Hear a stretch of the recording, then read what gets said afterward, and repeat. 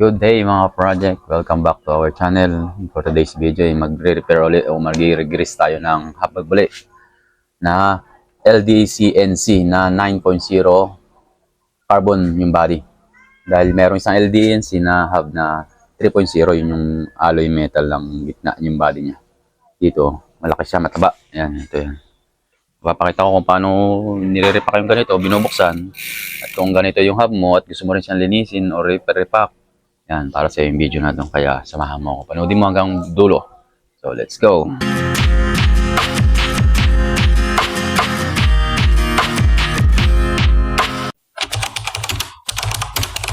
Guys, tanggalin muna natin yung skewer para makalas natin tong sprocket.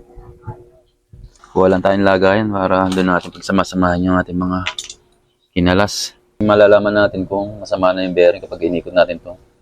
So medyo magaspang na, parang hirap na siya kumikot. Ibig sabihin may problema doon sa bearing niya. Kaya pinapalinis nung may-ari. Pinaparepack. Tigas lang.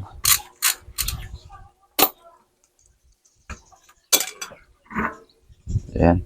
Ito nga pala guys, napansin ko mahaba yung prehab niya. Dahil yung kinabit nating sprocket, 10 speed na. Malayo pa rin yung labas. Ito malaking labas. Kaya nalagay kami ng spacer na ganito. Kapal, no? Di ba? Sobrang laki. Kadalasan, meron siyang libreng spacer na stainless. Yung ganito kanipis. May kinulang. Kaya, dalawa yung nilagay natin. Para hindi siya maglampas tong lakan ng prehab. Tutulak lang naman natin tong yung QR cap. Yan. Yan yung yung adapter na converter na para maging QR. Tapos pwede na nang salpakan ng true axle na 142 non-boost. Malipis lang, maliit lang tong builig na to. Kabila din, tulak din lang natin ito. Yan, malambot lang. Ang ating cap ni alin na gagamitin itong number 12 to. Wala siya sa set. Kaya meron ako binili solo. Dito sa kabila, kontrahan din. Kaya lang, maluwag naman. Kaya hindi na natin kailangan kontrahan.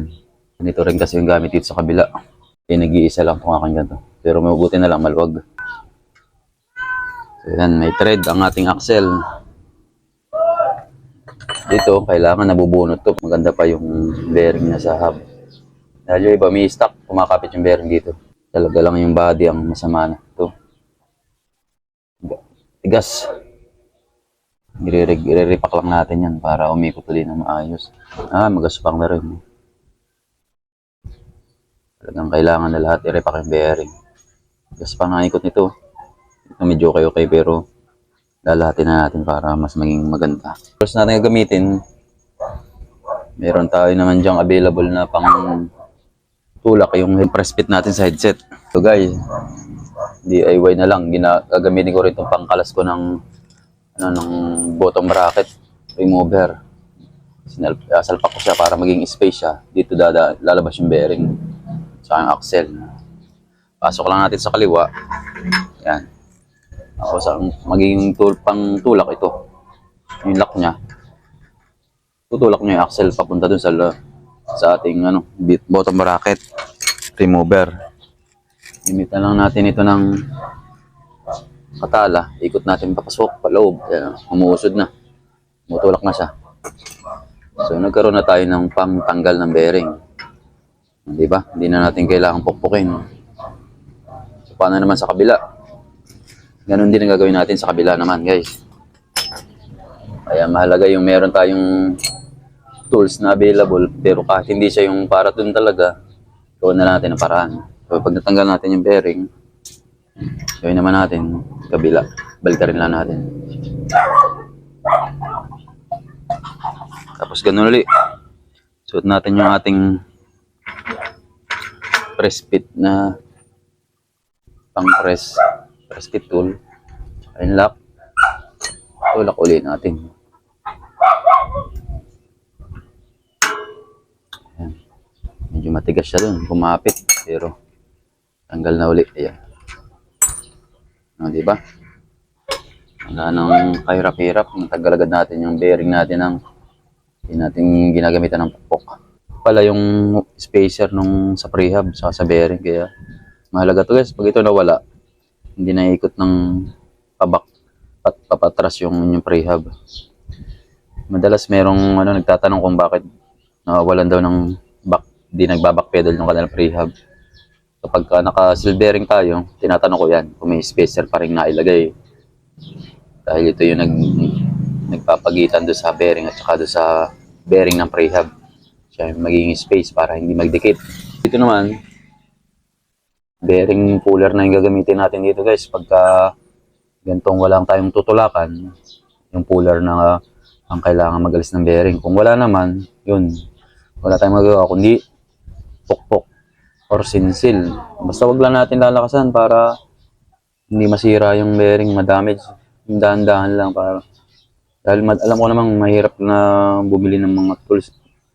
Lalo na mahal ngayon ng mga tools ng mga pangbisikleta. Tapos di naman yung gagamitin na palagi. DIY lang talaga. Guys, natanggalan natin. Kung gusto niyo mapanood kung paano ginamit yung bearing puller pagtatanggal ng mga bearing ito, yan. Lalagay natin yung link ng video na yon. Dahil medyo matrabaho yun guys pagka ng ginagamit na Dito, tanggalin mo natin yung mga cover ng rubber seal ng mga bearing. Yan o. Dito pala makikita na natin na masama na talaga yung grasa niya. Kalawang no? Tapos sa paglilinis, kung may degreaser kayo, mas maganda.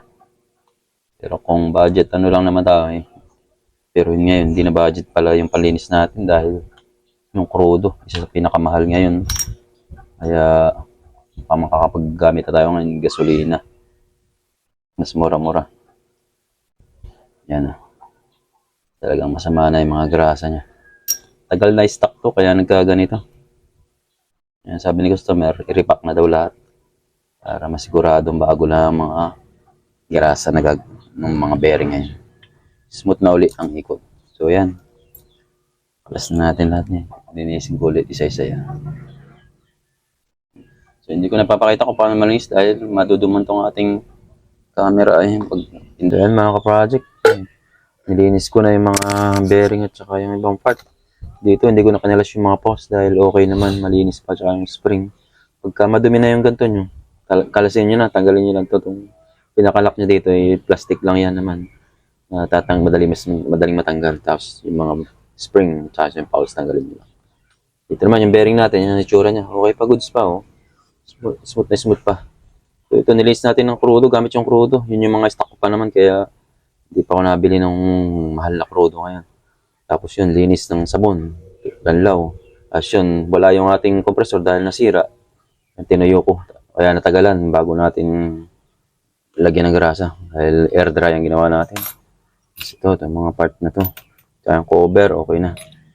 Yan, lagyan natin naman ng grasa. So, sa grasa, kung may mga budget, yan. Pagka sa mga gawa na medyo maganda, kurado. Sasabihin, mali itong grasa gamit natin dahil hindi talaga ito ginagamit sa mga bearing. Pero ako, gusto ko to dahil mas matagal siya. Alis kapag kaysa doon sa isang klase ng grasa.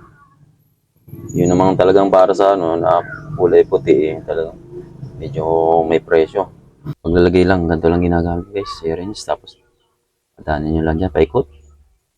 Tulak lang natin, tapos yan, pumapasok na yung mga dyan, grasa sa loob.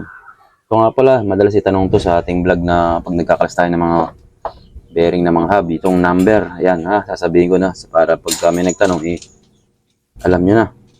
So, ito, 15267. Yes, 15267-2RS or -RS yan. Pares lang yan. Basta 15267 yung bearing. Ito na yon. So, dito naman tayo sa kabila. Ganyan na. Tununin lang natin. Ano na mararamdaman natin pagka mawas, ibig sabihin puno na. Tapos pare-parehas ang bearing niya dito sa hub na to. Meron kasing iba na mas maliit yung nasa pre-hub. Mas malaki yung nasa body, kaya hindi pare-parehas yung apat na bearing. Dito, puro 15267-2RS. Guys, last bearing na tayo. Tapos na yung ating nilagyan ng grasa. Ganun lang ako maglagay. Wala na kayo kung anong style ang gagawin nyo. Kung wala kayo syringe, hindi mano-mano yung kakamayin. Natin yung mga bearing naman dito. Unahin ko sa prehab. Gamit natin yung ating tools na press fit tools para hindi na natin kailangan siyang pukpukin. Gamitan natin ang press fit dahil meron naman tayo.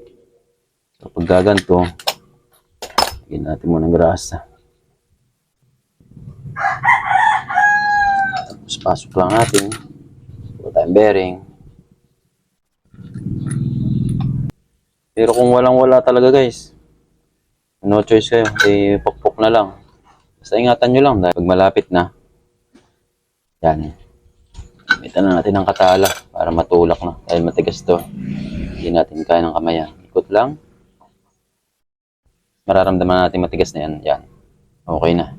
Sabihin sagad na siya doon sa kanyang mismong lagayan. So yan guys, okay na. Ikot lang. Ay, ganda. Parang bago na uli. So dito na sa kabila. Yes, nakikita na natin. Check lang natin. Ayan, ayos na uli.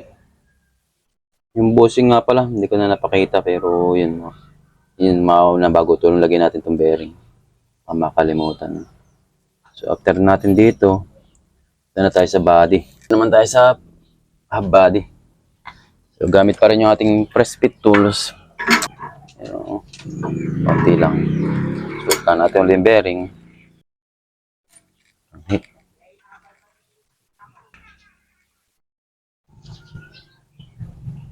Ayan guys, pagka tumigil na, sabihin, ayos na yun. Alisin na natin. Ayan, next side tayo. Dito naman guys, sa kabilang side, hindi na natin magagamit to. Dahil kapag ganito ang hub na may axle sa gitna, hindi makakalusot itong ating tools na pang press. Kaya, magiging mangyari dyan, mano-mano tayong pok. Pero dahan-dahan lang talaga. Suot natin yung axle papunta doon. Suot natin itong axle. Yan. Tapos ito, bearing. So yan, hindi na magagamit yung ating pang press.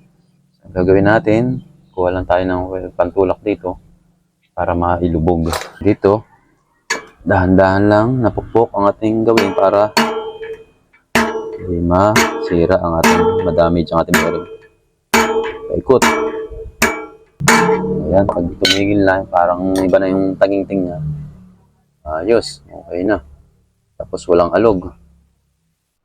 Ibig sabihin walang space yung ating axle. Ayos na. Ano, ganda na ulit ng ikot. Dito, wag natin kalimutan tong washer muna. Baka hindi mailagay. Hindi magbaback pedal yan kapag wala to. Nakamahalaga to. Guys, dito na sa pagkakabit ko naman, hindi ako naglalagay ng grasa dito sa mga may fouls. Lalagay ko lang yung langis. Dito lang sa may ano. Dahil kapag yung fouls, napasok ng dumi, tapos may grasa, nahirapan na siyang tumayo. Kaya yun na lang maging madalas na dahilan para mawalan ng tipa. Mawalang kapit yung ating mga fouls sa ngipin. And guys, pagka ganyan mahirap ipasok, nakakatama yung mga fouls, gagamitan siya natin ng tali or ng cable, shifter cable. Madalas ginagawa ko sa mga nakayan, mga matitigas ang spring ng naka-speed 1. Hindi mo siya maipapasok ng basta kapag hindi natin tinutulak yung fouls palubog. Ito, dito, sa gilid. Wala yan, papasukin agad dyan ng dumi. Ayan. Lagyan ko lang ng grasa tong cover ng bearing.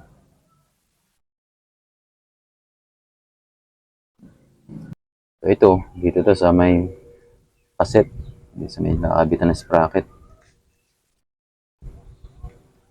Naman yung nasa kaliwa. Lagay ko na rin para sabay. Dito, ang ginagawa ko pagkaganto, huwag kong higpitan yung nasa side nito.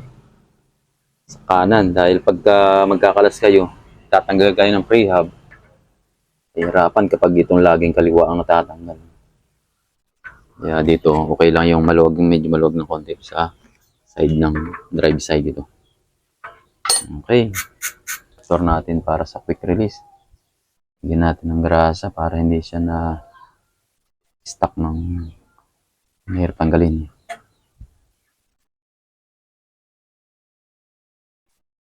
Okay. Tapos yun, sprocket na lang. Spacer muna pala guys.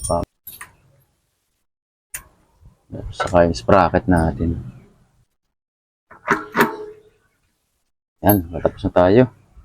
Salamat guys kung nakaabot kayo sa hanggang dito dahil malamang pinanood nyo na mabuti at gusto nyo matuto. Kaya kung nagustuhan nyo, baka pwedeng pa-like and pa-subscribe na rin at hit na rin ang notification bell para ma-update kayo sa mga susunod pa namin bike tutorial video. Yan, nilagyan ko lang ng konting grasa para hindi tayo mahirapan pag-aalis sa susunod na pag-ayos.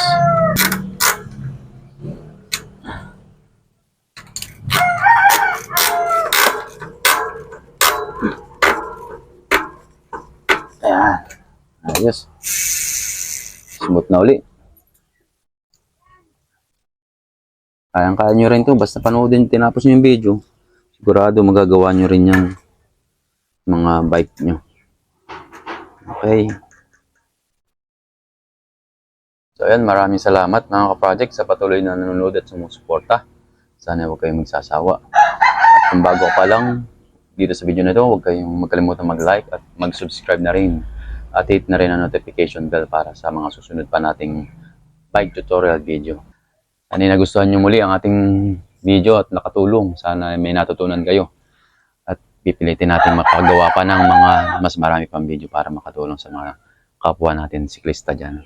Hanggang dito na lang. Paalam. Ride safe, vision!